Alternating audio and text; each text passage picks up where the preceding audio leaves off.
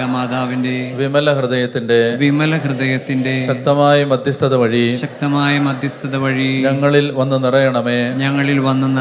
ഞങ്ങളിൽ വസിക്കണമേ. ഞങ്ങളെ നയിക്കുകയും ചെയ്യണമേ. പരിശുദ്ധാത്മാവേ വരണമേ. അങ്ങയുടെ ഇഷ്ടദാസിയായ പരിശുദ്ധ കന്യകാമാതാവിന്റെ വിമല ഹൃദയത്തിന്റെ ശക്തമായ മധ്യസ്ഥത വഴി ഞങ്ങളിൽ വന്ന് നിറയണമേ. ഞങ്ങളിൽ വസിക്കണമേ. ഞങ്ങളെ നയിക്കുകയും ചെയ്യണമേ. ഈശോയുടെ തിരുഹൃദയത്തിൽ നിന്ന് കാരുണ്യത്തിന്റെ അരുവിയായി ഞങ്ങളിലേക്ക് ഒഴുകിയിറങ്ങിയ ആരാധന. നമുക്ക് പരിശുദ്ധ കുർബാന സ്വീകരിച്ച് പരിശുദ്ധാത്മാവിനാൽ നിറഞ്ഞ് ഈശോയുടെ സ്നേഹം അനുഭവിച്ച് നമ്മൾ കർത്താവിൻ്റെ വചനം കേൾക്കാനും ദൈവത്തെ ആരാധിക്കാനും ഈ സമയത്ത് ദേവാലയത്തിലായിരിക്കുമ്പോൾ ഒരിക്കൽ കൂടി ഒന്ന് കണ്ണുകൾ അടയ്ക്കുക. ഇന്ന് ആഗ്രഹിക്കുക, കർത്താവെ, അങ്ങയുടെ പ്രകടമായ ഒരു സ്പർശനം ഇന്ന് എനിക്ക് അവിടുന്ന് തരണമേ. അങ്ങ് തൊട്ട ഒരനുഭവം എനിക്ക് അവിടുന്ന് നൽകണമേ. അങ്ങയുടെ സാന്നിധ്യം എൻ്റെ മേൽ കടന്നു വരണമേ. ഇതാഗ്രഹിക്കുക. ഓരോ മകനും മകളും നിങ്ങൾ ഏതവസ്ഥയിലാണ് ഇവിടെ വന്നതെങ്കിലും നിങ്ങളുടെ ഹൃദയത്തെ ഭാരപ്പെടുത്തുന്ന അനുഭവങ്ങൾ നിങ്ങളുടെ മനസ്സിലുണ്ട്. പല അസ്വസ്ഥതകളുണ്ട്, പല രോഗങ്ങളുണ്ട്, വളരെ മനപ്രയാസത്തോടെ വന്ന ആളുകളുണ്ട്. എല്ലാ പ്രിയപ്പെട്ട മക്കളും കണ്ണടച്ച് ഒരു നിമിഷം നിങ്ങൾ ഹൃദയത്തിൽ ആഗ്രഹിക്കുക, ദൈവത്തിന്, കുഷ്ഠരോഗിയെ തൊട്ട കർത്താവിന്, ബധിരൻ്റെ കാതുകളിൽ തൊട്ട് അവന് സൗഖ്യം നൽകിയ കർത്താവിന്, അന്ധനെ സുഖപ്പെടുത്തിയ കർത്താവിന്, തളർവാദ രോഗിയെ കിടക്കയും എടുത്ത് വീട്ടിലേക്ക് പറഞ്ഞു വിട്ട കർത്താവിന് എന്നെ സ്പർശിക്കാൻ കഴിയും. കർത്താവിൻ്റെ കുഷ്ഠരോഗി കർത്താവിൻ്റെ മുമ്പിൽ നിൽക്കുമ്പോൾ കുഷ്ഠരോഗി പറഞ്ഞ കാര്യം നമ്മൾ പറയുന്നതായി വിശ്വസിക്കുക. നമ്മുടെ കണ്ണുകൾ അടച്ച് നമ്മളെ കാണുക. നമ്മളാണ് യേശുവിൻ്റെ മുമ്പിൽ നിൽക്കുന്നത്. കർത്താവെ, അങ്ങേക്ക് മനസ്സുണ്ടെങ്കിൽ എന്നെ ശുദ്ധനാക്കാൻ കഴിയും. അത് നിങ്ങൾ ഹൃദയത്തിൽ വിശ്വാസത്തോടെ പറയുക. കർത്താവെ, അങ്ങേക്ക് മനസ്സുണ്ടെങ്കിൽ എന്നെ ശുദ്ധനാക്കാൻ കഴിയും. കർത്താവ് ആ കുഷ്ഠരോഗിയോട് പറഞ്ഞത് തന്നെ ഇന്ന് നമ്മളോട് അവിടുന്ന് പറയും. കർത്താവ് പറയും, എനിക്ക് മനസ്സുണ്ട്, നിനക്ക് ശുദ്ധി ഉണ്ടാവട്ടെ. എനിക്ക് മനസ്സുണ്ട്, നിന്റെ രോഗം മാറട്ടെ. എനിക്ക് മനസ്സുണ്ട്, നിന്റെ തകർച്ചയ്ക്ക് വ്യത്യാസം വരട്ടെ. എനിക്ക് മനസ്സുണ്ട്, നീ മരണത്തിൻ്റെ പിടിയിൽ നിന്ന് വെളിയിലേക്ക് വരട്ടെ. എനിക്ക് മനസ്സുണ്ട്, നിന്റെ മുമ്പിൽ ഈ വാതിലുകൾ തുറക്കപ്പെടട്ടെ. എനിക്ക് മനസ്സുണ്ട്, നിന്റെ മക്കൾ മാനസാന്തരപ്പെടട്ടെ. എനിക്ക് മനസ്സുണ്ട്, നിന്റെ ജീവിത പങ്കാളിയുടെ മദ്യപാനം മാറട്ടെ. എനിക്ക് മനസ്സുണ്ട്, നിന്റെ കണ്ണീർ കയത്തിൽ നിന്ന് നീ പുറത്തു വരട്ടെ. ഇത് പറയാൻ കർത്താവ് ആഗ്രഹിക്കുന്നു. ഓരോ മകനും മകളും കണ്ണടച്ച് ആഗ്രഹിക്കുക, കർത്താവെ, അങ്ങേക്ക് മനസ്സുണ്ടെങ്കിൽ എന്നെ ശുദ്ധനാക്കാൻ കഴിയും. ഈ നിമിഷങ്ങളിൽ നമ്മൾ ഈ വചനം കേൾക്കുമ്പോഴും ആരാധന നടത്തുമ്പോഴും എല്ലാം ശക്തമായ ദൈവ സാന്നിധ്യം നമ്മൾ അനുഭവിക്കുന്നതിന് ആഗ്രഹിക്കുക. ദൈവമേ, പ്രകടമായ അടയാളങ്ങളും അത്ഭുതങ്ങളും രോഗശാന്തികളും മാനസാന്തരങ്ങളും വിമോചനങ്ങളും ഈ കൂടാരത്തിൽ ഇന്ന് സംഭവിക്കണമേ. സമ്പൂർണമായി അവിടുന്ന് ഈ ആലയത്തെ ഏറ്റെടുക്കണമേ. കർത്താവെ, 4 അതിരുകളെ, കോമ്പൗണ്ട് മുഴുവനെയും അന്തരീക്ഷം മുഴുവനെയും ഇത് അങ്ങേക്ക് ഞാൻ സമർപ്പിക്കുകയാണ്. ഇവിടെ വന്നിരിക്കുന്ന ഓരോ മകനെയും മകളെയും സമർപ്പിക്കുകയാണ്. ഇവരുടെ ശരീരത്തിലും മനസ്സിലും ആത്മാവിലും പ്രവർത്തിക്കുന്ന എല്ലാ ബന്ധനാവസ്ഥകളെയും യേശുവിൻ്റെ കാൽച്ചുവട്ടിലേക്ക് കർത്താവെ ഇതാ എടുത്തു വെക്കുകയാണ്. കർത്താവെ, ഈ മക്കളുടെ ജീവിതത്തിൽ പാരമ്പര്യ രോഗങ്ങളായോ പാരമ്പര്യ ശാപങ്ങളായോ പൂർവികരുടെ വഴികളിലൂടെയോ വ്യക്തിപരമായ പാപങ്ങളിലൂടെയോ കടന്നു വന്ന എല്ലാ അന്ധകാരങ്ങളെയും യേശുവിൻ്റെ കാൽച്ചുവട്ടിലേക്ക് ഇതാ സമർപ്പിക്കുകയാണ്. കർത്താവെ, കഴിച്ച ഭക്ഷണം, കുടിച്ച വെള്ളം, ഇടപഴകിയ വ്യക്തികൾ, എത്തിച്ചേർന്ന സ്ഥലങ്ങൾ, കർത്താവെ, പലവിധമായ ആഭിചാര മന്ത്രവാദ ബന്ധനങ്ങൾ, പൈശാചിക സ്വാധീനങ്ങൾ, ദുഷ്ടമനുഷ്യരുടെ ദ്രോഹങ്ങൾ, ദൈവമേ, ഏതെങ്കിലും മുറിവുകൾ, ഇവയിലൂടെ ഈ മക്കളിലേക്ക് കടന്നു വന്ന എല്ലാ ബന്ധനാവസ്ഥകളെയും കർത്താവിൻ്റെ കാൽച്ചുവട്ടിലേക്ക് സമർപ്പിക്കുകയാണ്. ആരെങ്കിലും പറഞ്ഞ വാക്ക്, കർത്താവെ, കേട്ട കാര്യങ്ങൾ, വായിച്ച കാര്യങ്ങൾ, കണ്ണുകൊണ്ട് കണ്ടത്, കാതുകൊണ്ട് കേട്ടത് എല്ലാം ഇവരുടെ മനസ്സിൽ, ശരീരത്തിൽ, ആത്മാവിൽ ഏൽപ്പിച്ച എല്ലാ ആഘാതങ്ങളെയും യേശുവിൻ്റെ കാൽച്ചുവട്ടിലേക്ക് ഇതാ സമർപ്പിക്കുകയാണ്. കർത്താവെ, കുടുംബത്തിൽ, ജീവിത പങ്കാളിയിൽ നിന്ന്, മാതാപിതാക്കളിൽ നിന്ന്, മക്കളിൽ നിന്ന് കേട്ട കുത്തുവാക്കുകൾ, പലതരത്തിലുള്ള മുറിവുകൾ, കർത്താവെ, അമ്മയുടെ ഗർഭപാത്രം മുതൽ ഈ നിമിഷം വരെ ഇവർ കടന്നുപോയ അവസ്ഥകളെല്ലാം ഈ സമയത്ത് ഈശോയ്ക്ക് സമർപ്പിക്കുകയാണ്. സർവശക്തനായ കർത്താവെ, ഇവർ താമസിക്കുന്ന വീട് നിൽക്കുന്ന മണ്ണ്, കർത്താവെ, അവയിലൂടെ ഏതെങ്കിലും തരത്തിലുള്ള സ്വാധീനങ്ങൾ, ബന്ധനങ്ങൾ, അടിമത്തങ്ങൾ, തകർച്ചകൾ ഇവരുടെ കുടുംബത്തിൽ കടന്നു വന്നിട്ടുണ്ടെങ്കിൽ അവയെല്ലാം ഈ സമയത്ത് കർത്താവിന് സമർപ്പിക്കുകയാണ്.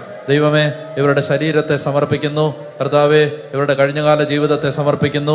ഞങ്ങളുടെ വ്യക്തിപരമായ പാപജീവിതത്തെ സമർപ്പിക്കുന്നു. വന്നിട്ടുള്ള കുറവുകളെല്ലാം സമർപ്പിക്കുന്നു.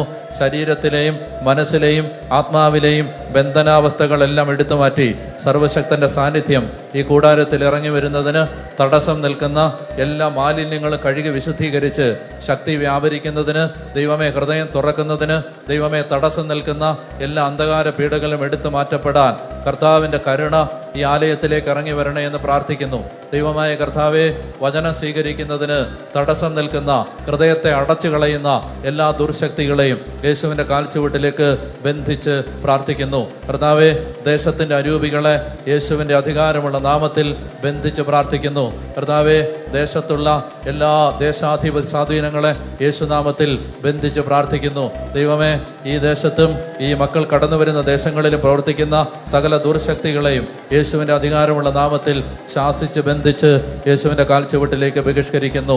കർത്താവെ, ദുഷ്ടശത്രുവിൻ്റെ ദ്രോഹങ്ങള്, ഉപദ്രവങ്ങള്, ശല്യങ്ങള് യേശുവിനെ സമർപ്പിക്കുന്നു. വൈരാഗ്യം, വെറുപ്പ്, ഭിന്നത, കലഹങ്ങൾ യേശുവിൻ്റെ കാൽച്ചുവട്ടിലേക്ക് സമർപ്പിക്കുന്നു.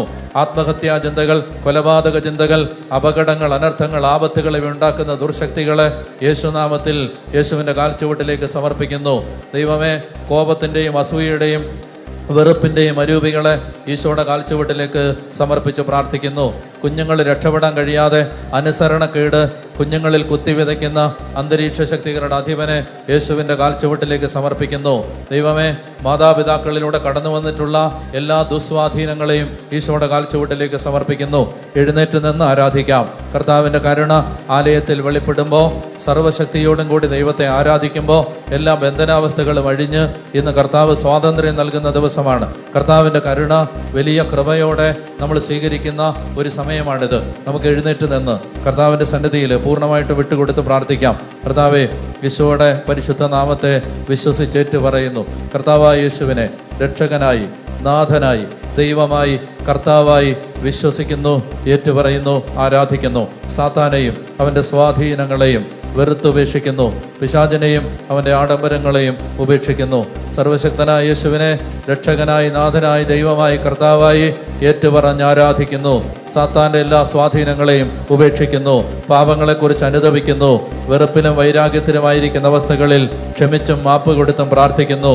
കർത്താവെ, ആരുടെയെങ്കിലും കണ്ണുനീരോ രക്തമോ നിലവിളികളോ ശാപങ്ങളോ ആരുടെയെങ്കിലും മേൽ വന്നു വീണിട്ടുണ്ടെങ്കിൽ അവയ്ക്കെല്ലാം മാപ്പ് ചോദിച്ച് പ്രാർത്ഥിക്കുന്നു.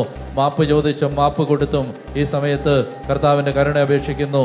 കർത്താവായ യേശുക്രിസ്തുവിലൂടെ തിരുസഭയ്ക്ക് നൽകപ്പെട്ട അധികാരത്തിൽ മത്തായി 10:1-2 ലൂക്ക 9:1-2 മത്തായി 28:18 മർക്കോസ് 3:27 മത്തായി 18:18 സങ്കീർത്തനം 76:6 കർത്താവെ, സക്കറിയ 9:8 സക്കറിയ 2:5 ജോബ് 1:10 സങ്കീർത്തനം 34:7 നസ്രാനായ യേശുവിൻ്റെ നാമത്തിൽ പ്രാർത്ഥിക്കുന്നു.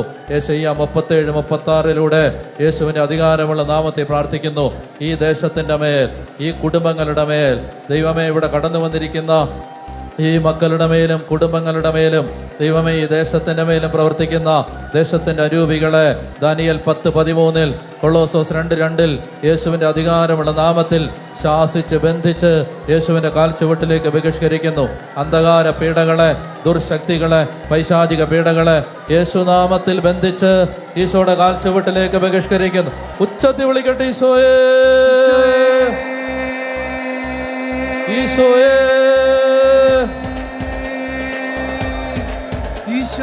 ഈശോയേ. ഹൃദയം നൊന്ത് വിളിക്കുന്നു, ഈശോയേ, ഈശോയേ.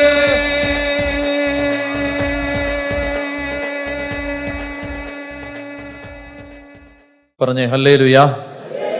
സന്തോഷത്തോടെ ഹല്ലേലൂയ.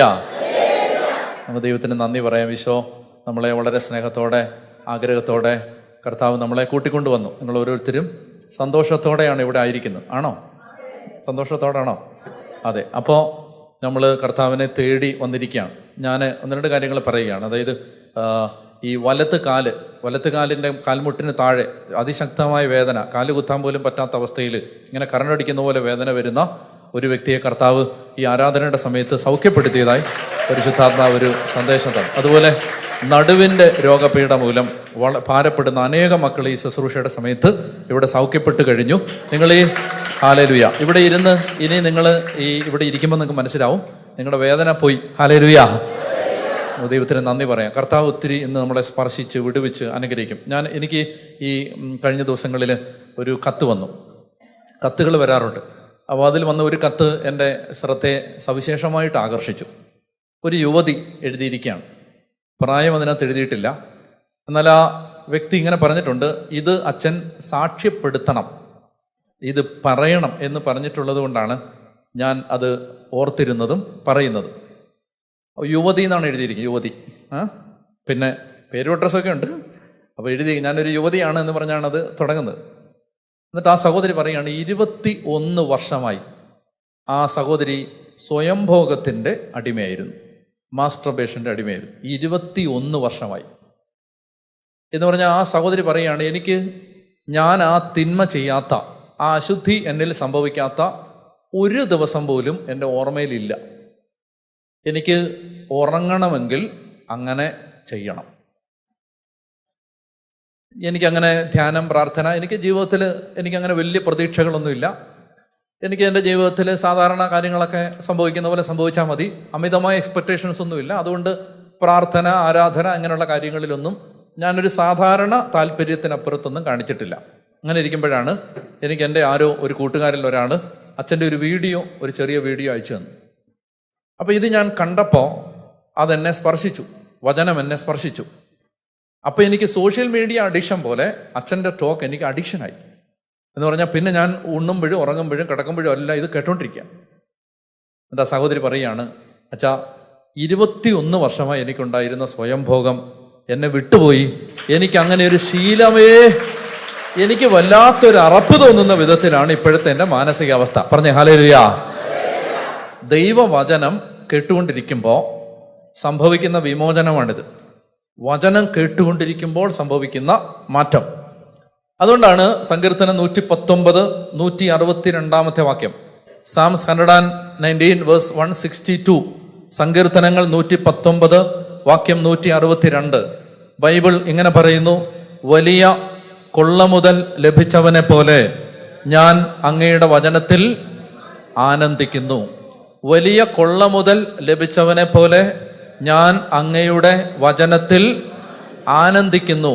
കൊള്ളമുതൽ ലഭിച്ചവനെ പോലെ ഞാൻ അങ്ങയുടെ വചനത്തിൽ ആനന്ദിക്കുന്നു. അപ്പോൾ അങ്ങനെ വചനത്തിൽ ആനന്ദിച്ചാൽ നമുക്ക് വലിയ വിമോചനം കിട്ടും. അതുകൊണ്ടാണ് സങ്കീർത്തനം 119 വാക്യം 130 പറയുന്നത്. 119 സാംസ് 119 വേഴ്സ് 130, അങ്ങയുടെ, അവർക്ക് വായിക്കാം, അങ്ങയുടെ വചനങ്ങളുടെ ചുരുളഴിയുമ്പോൾ പ്രകാശം പരക്കുന്നു. അങ്ങയുടെ വചനങ്ങളുടെ ചുരുള് അഴിയുമ്പോൾ പ്രകാശം പരക്കുന്നു. എളിയവർക്ക് അത് അറിവ് നൽകുന്നു. എളിയവർക്ക് അത് അറിവ് നൽകുന്നു. അപ്പോൾ ദൈവവചനത്തിന്റെ ചുരുൾ അഴിയുമ്പോൾ പ്രകാശം പരക്കും. മറ്റൊന്ന് സങ്കീർത്തനം 107:17 മുതൽ, സങ്കീർത്തനം 107:17 മുതൽ, പാപകരമായ മാർഗങ്ങൾ പിന്തുടർന്ന് ചിലർ രോഗികളായി തീർന്നു. തങ്ങളുടെ അകൃത്യങ്ങളാൽ അവർ ദുരിതത്തിലായി. വായിക്കാം, അവർ എല്ലാ ഭക്ഷണ പദാർത്ഥങ്ങളെയും വെറുത്തു, അവർ മരണ കവാടങ്ങളെ സമീപിച്ചു. അപ്പോൾ തങ്ങളുടെ കഷ്ടതയിൽ അവർ കർത്താവിനോട് ഒരു കാര്യം ശ്രദ്ധിക്കണം. മരിച്ചവരും നിശബ്ദതയിൽ ആണ്ടുപോയവരും ദൈവത്തെ സ്തുതിക്കുന്നില്ല.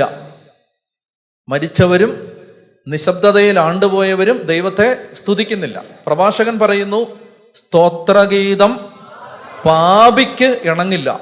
പാപി എന്ന് പറഞ്ഞാൽ ദൈവത്തിൽ നിന്ന് അകന്നു കഴിയുന്നവൻ, ദൈവബന്ധമില്ലാത്തവൻ. അപ്പോ എപ്പോഴും ഓർത്തോണം, ദൈവത്തിൽ നിന്ന് ഏത് കൃപകളും പെട്ടെന്ന് വരാൻ നിങ്ങൾ ആഗ്രഹിക്കുന്നെങ്കിൽ ചെയ്യേണ്ട ഒരു കാര്യം എന്താണ്? ദൈവത്തെ വിളിക്കണം. കുട്ടികളോട് കർത്താവിന്റെ ഫോൺ നമ്പർ എന്ന് പറഞ്ഞു കൊടുക്കുന്ന ഒരു വചനമുണ്ട്. ഏതാ അത്?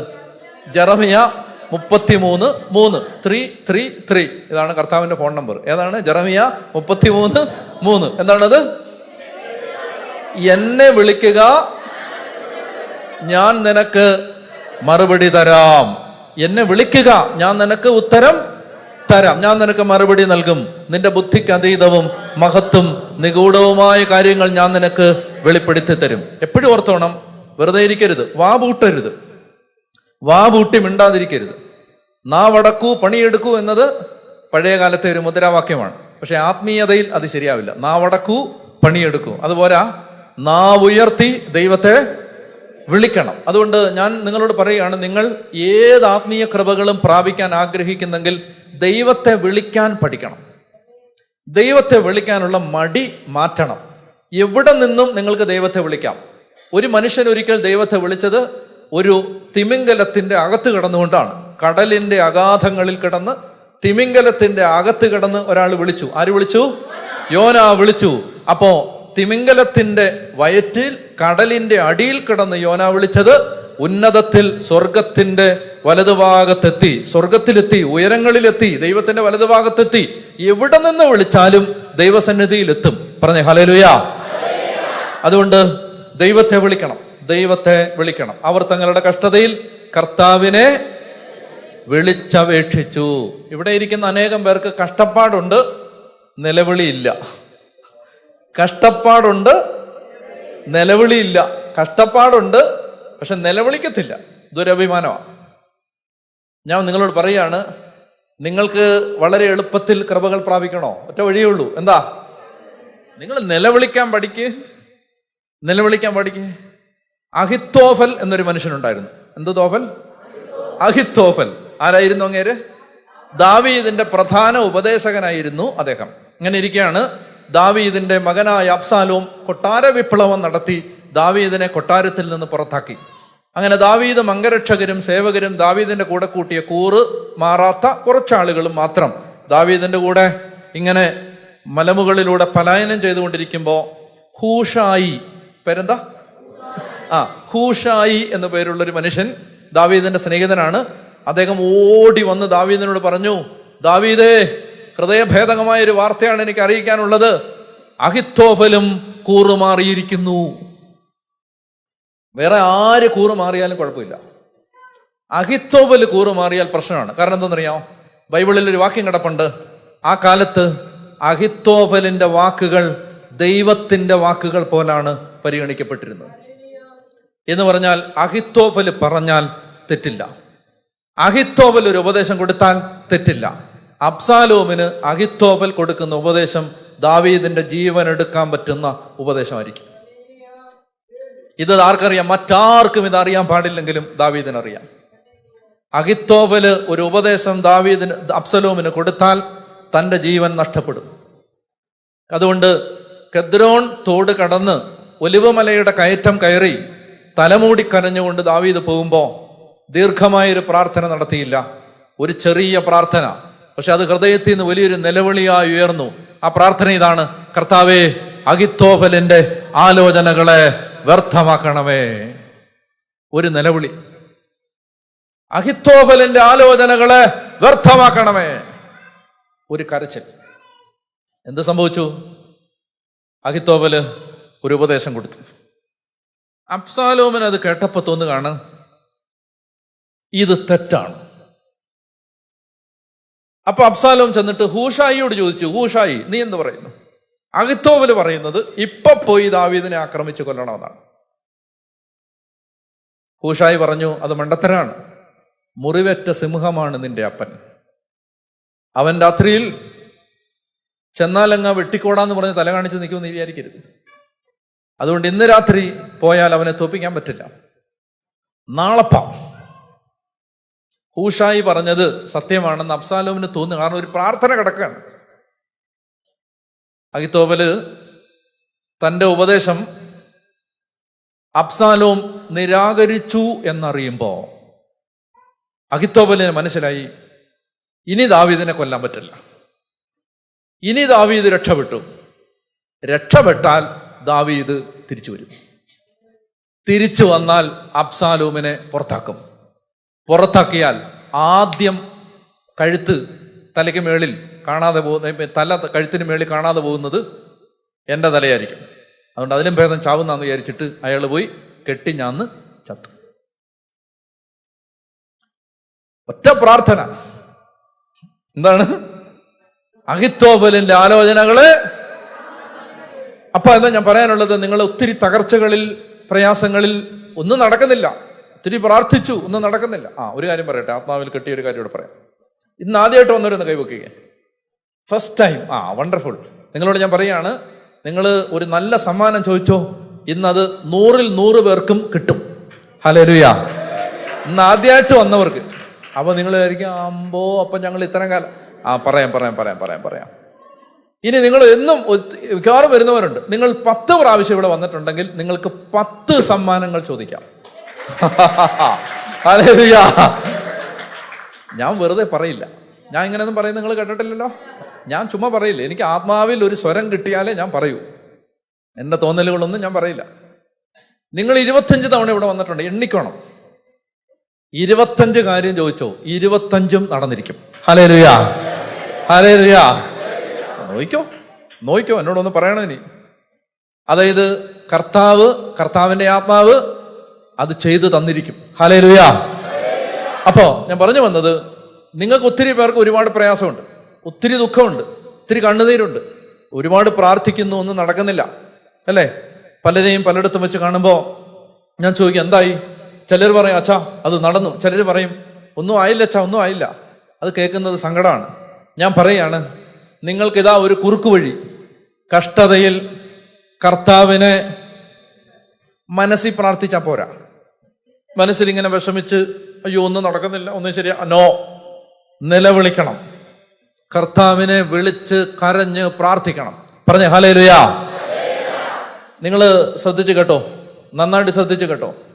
അതായത് ദൈവം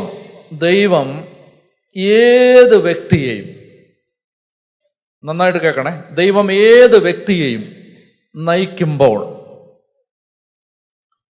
ആ വ്യക്തിയിൽ 3 കാര്യങ്ങൾ ഉണ്ടാവുന്നത് വരെ ആ വ്യക്തിയിലെ പരീക്ഷണങ്ങൾ തുടർന്നുകൊണ്ടിരിക്കും. ഇതൊരു വലിയ വെളിപാടാണ് കേട്ടോ. ദൈവം ഏത് വ്യക്തിയെയും നയിക്കുമ്പോൾ, ഒരു ദൈവ പൈതലിനെ ദൈവം നയിക്കുമ്പോൾ ആ വ്യക്തിയിൽ 3 കാര്യങ്ങൾ ഉണ്ടാവുന്നത് വരെ ആ വ്യക്തിയുടെ പരീക്ഷണങ്ങൾ തുടർന്നുകൊണ്ടേയിരിക്കും. എന്തൊക്കെയാണ് ആ 3 കാര്യങ്ങൾ? എന്തൊക്കെയാണ് 3 കാര്യങ്ങൾ?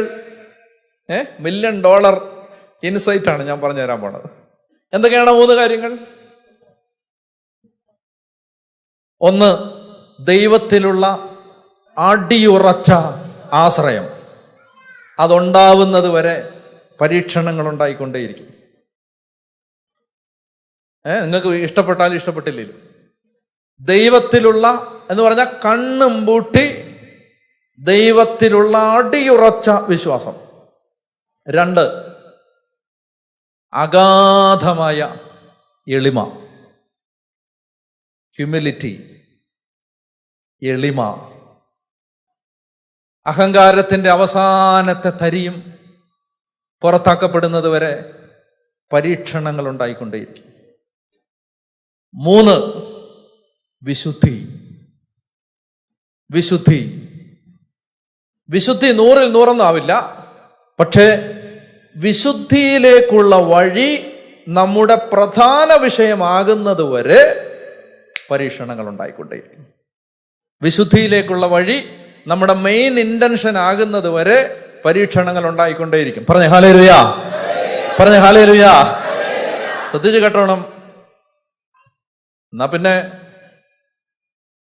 ഈ പരീക്ഷണം ഉണ്ടായിട്ട് ഇതുണ്ടാവുന്നതിനേക്കാൾ നല്ലത് മര്യാദയ്ക്ക് നിങ്ങൾ ഉണ്ടായിക്കൂടെ? ഞാൻ പറയുന്നതേ, വെറുതെ എന്തിനാ ഈ അടി കിട്ടിയിട്ട് നന്നാവുന്നേ?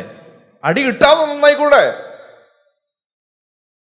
വെറുതെ അടിയടിയും കൊണ്ട് നന്നാവാൻ നിൽക്കുന്നതിന് പകരം നമ്മൾ തീരുമാനിക്കുകയാണ്, വേണ്ട ഞാൻ നന്നായിക്കോളാം, എന്നെ അടിക്കണ്ട. അടിയുറച്ച ആശ്രയം, വളരെ എളിമ, വിശുദ്ധി. ഇത് നമ്മളിൽ ഉണ്ടാവാനാണ് എല്ലാ പരീക്ഷണങ്ങളും. ഒരു മനുഷ്യൻ നിലവിളിക്കുമ്പോൾ അവൻ ബോട്ടം ലെവലിൽ ഏറ്റവും ലോവസ്റ്റ് പോയിന്റിലേക്ക് എത്തുകയാണ് നിലവിളിക്കുമ്പോൾ. എന്ന് പറഞ്ഞാൽ എന്നെ കൊണ്ടൊന്നും പറ്റത്തില്ല, ഞാൻ അങ്ങേയറ്റം ഒഴിച്ചു കളഞ്ഞ വെള്ളം പോലെയായി എന്ന് സങ്കീർത്തനം.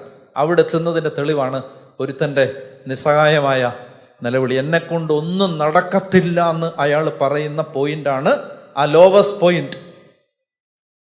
ഈശോ എന്തിനാണ് ജോർദാനിലേക്ക് ഇറങ്ങിയെന്നറിയാം? ജോർദാനിൽ, അതായത് ഭൂമിശാസ്ത്രപരമായ പ്രത്യേകതകൾ വെച്ച് നോക്കുമ്പോൾ ആ പ്രദേശത്തിന്റെ ഏറ്റവും ലോവസ്റ്റ് പോയിന്റ് ആയിരുന്നു ജോർദാൻ. അവിടാണ് ഈശോ പാപികളിൽ ഒരുവനെ പോലെ എണ്ണപ്പെടാൻ വേണ്ടി കാത്തു നിന്നത്. എളിമയുടെ അങ്ങേ അറ്റം. അവിടെ വെച്ചാണ് ദൈവം പറയുന്നത്, ഇവൻ എൻ്റെ പ്രിയപുത്രൻ, ഇവനിൽ ഞാൻ പ്രസാദിച്ചിരിക്കുന്നു. പറഞ്ഞേ ഹല്ലേലൂയാ, പറഞ്ഞേ ഹല്ലേലൂയാ. അപ്പൊ അതുകൊണ്ട് മനസ്സിലാക്കിക്കോണം, നിലവിളിക്കാന്ന് പറഞ്ഞാൽ ഒരു മനുഷ്യന്റെ എല്ലാ ദുരഭിമാനങ്ങളും അയാൾ മാറ്റിവെക്കുകയാണ്. എല്ലാ ദുരഭിമാനങ്ങളും മാറ്റിവെച്ചിട്ട് അയാൾ ദൈവത്തെ വിളിക്കുകയാണ്. എല്ലാ ദുരഭിമാനങ്ങളും അയാൾ. അപ്പോൾ അതുകൊണ്ട് നമ്മൾ വായിച്ചത് സങ്കീർത്തനം 107:20. അത് വായിച്ചപ്പോഴാണ് പറഞ്ഞത്. സങ്കീർത്തനം 107:20 വായിക്കാം.